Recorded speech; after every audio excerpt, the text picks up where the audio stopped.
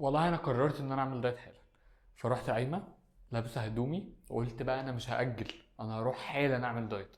نزلت ركبت التاكسي، وانا في التاكسي فكرت دكتور محمد قال مره ايه، لن تفشل ابدا ما دمت تحاول. فانا بحاول اهو، فيبقى اكيد هنجح المره دي. انا ما نجحتش 5 6 مرات قبل كده، بس اكيد هنجح المره السابعه. رحت رايحه واخده دور في العياده وداخله واخده الدايت بتاعي، وخدت الورقه بتاعت الدايت، وخدت ورقه فيها تحاليل المفروض اعملها، وروحت نمت. وهبدا تاني يوم نفس كل المحاولات قبل كده. ازاي المحاولة السابعة تنجح؟ هو ده الدايت بتاع النهاردة. هنوقف الفيديو وهتكتب تاريخ اليوم اللي انت شفت فيه الفيديو، لان يمكن يبقى ده اهم تاريخ في حياتك اللي هيغير لك كل حياتك.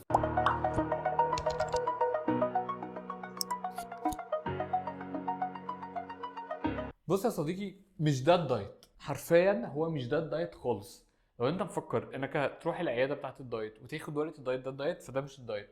لو انت رايح لدكتور تقول له انا المره دي عاوز دواء يزود الحرق، ده مش الدايت. انا المره دي اشتركت في جيم، ده مش الدايت. انا المره دي عاوز دواء يسد نفسي لان انا مشكلتي في ان انا ببقى جعان قوي في اول الدايت، ده مش الدايت. ايه الدايت؟ ركزوا كده في الرسمه اللي احنا هنعملها لكم هنا.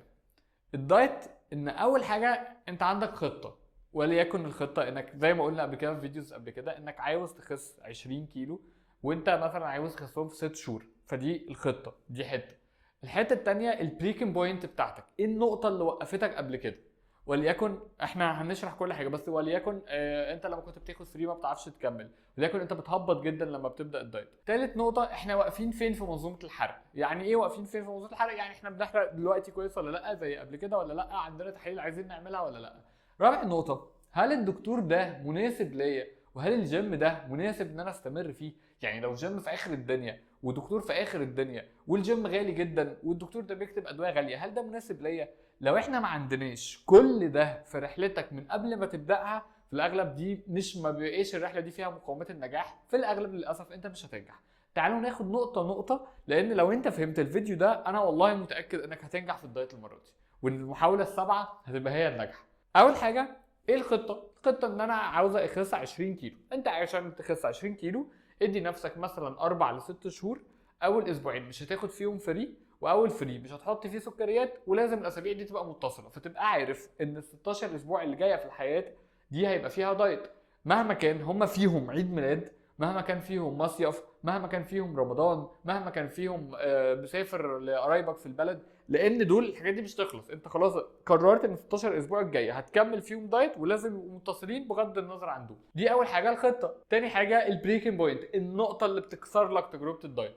احنا قلنا ان مثلا انا هدي مثال ان انت بتهبط جدا جدا في الدايت، فبتتعب فما بتعرفش تكمل، فيبقى لازم تاخد فيتامينات ولازم تعمل تحاليل وتشوف الانيميا بتاعتك. كانت تاني نقطه انك لما بتاخد فري مش بتعرف ترجع خالص للدايت، لما بتاخده بصوره معينه خلاص هنعدل في طريقه الفري بتاعتك. تالت نقطه ان انت مش بتخس اصلا لما بتعمل دايت وبتبقى ملتزم، فيبقى احنا عندنا ايه بالظبط؟ منظومه الحرق اللي احنا قلنا دي تالت نقطه. يبقى انت لازم تبقى عارف من الاول انت رايح للدكتور بشكوى معينه، انا عملت دايت وكنت مركز وكنت مش باخد فري وكنت بلعب رياضه بس ما خسيتش، فيبقى انا عندي حاجه في منظومه الحرق. تاخدنا بقى احنا واقفين فين في منظومه الحرق. طيب احنا محتاجين نشوف الغده الدرقيه، محتاجين نشوف حساسيه الانسولين، طب احنا محتاجين نشوف منظومه الفيتامينات والمعادن بتاعتنا. طب لو دول كويسين، هل انا عندي اضطراب هرموني فعلا ممكن يكون مؤثر على منظومه حرقي؟ فيبقى دي نقطه لازم تبقى عارفها من اول يوم. انت مثلا لازم تعمل تحليل الغده الدرقيه التي اس اتش وتي 3 وتي 4، لازم تعمل تحليل هوما اي ار بتاع مقاومه الانسولين، وممكن تعمل معاهم فيتامين د. فتبقى دي تحاليل هنبدا بيها ونبقى فاهمين بالظبط احنا واقفين فين في منظومه الحرق. بعد كده طيب هل الدكتور ده مناسب ليا وهل الجيم مناسب ليا؟ انا دايما من انصار ان اشترك في جيم قريب ليك تعرف تروحه كتير وسهل وقريب من شغلك او قريب من كده. الدكتور هل اسلوبه مناسب ليك؟ هل انت شفته قبل كده وفاهم؟ هل انت شفت فيديوز ليه وانت مرتاح ليه؟ مش مجرد ان ده دكتور نجح مع حد فهو هينجح معاك. انا دي بقولها لك اهو، انا يعني مش انا عشان نجحت مع حالات ممكن انت تنجح معايا، لان احنا ممكن نكون بعاد عن بعض بالمسافه، بعاد عن بعض بالماديات، بعاد عن بعض حتى ذهنيا. فانت حاول دايما تختار حاجه انت مقتنع فعلا بيها، مش رايح تجرب. ففي الاخر تجربه الدايت بتاعتك انت لازم تبقى فاهم ان هي مش الدايت، هي مش ورقه الدايت. انا قلت لكم ده في كتير جدا من الفيديوهات ومصر عليها، انك هتنجح في الدايت المره السابعه لما تبقى عارف كل الحاجات دي، مش لما تبقى رايح تاخد ورق الدايت وتمشي. لان لو عملت ده فانت عملت كل حاجه عملتها قبل كده، هي يا صديقي دي مش بتنجح. اللي بينجح ان احنا يبقى عندنا مايند سيت كويس جدا، عارفين نفكر كويس في كل الخطوات دي. بص يا صديقي، لو نجحت في الدايت فانت كل حاجه في حياتك هتتغير. ممكن شغلك يتغير، تشوف شغل احسن، ممكن حياتك كلها تتغير، ممكن صحابك يتغيروا، ممكن علاقاتك تتغير، لبسك هيتغير، شكلك هيتغير. اذا ان هو يستحق، وبما انه يستحق فانت لازم تحترمه، تديله وقته ومجهوده وتركيزه وفهمه، لازم تبقى شغال على نفسك كويس جدا. احنا قلنا خناقه طويله يمكن، بس الدايت للابطال.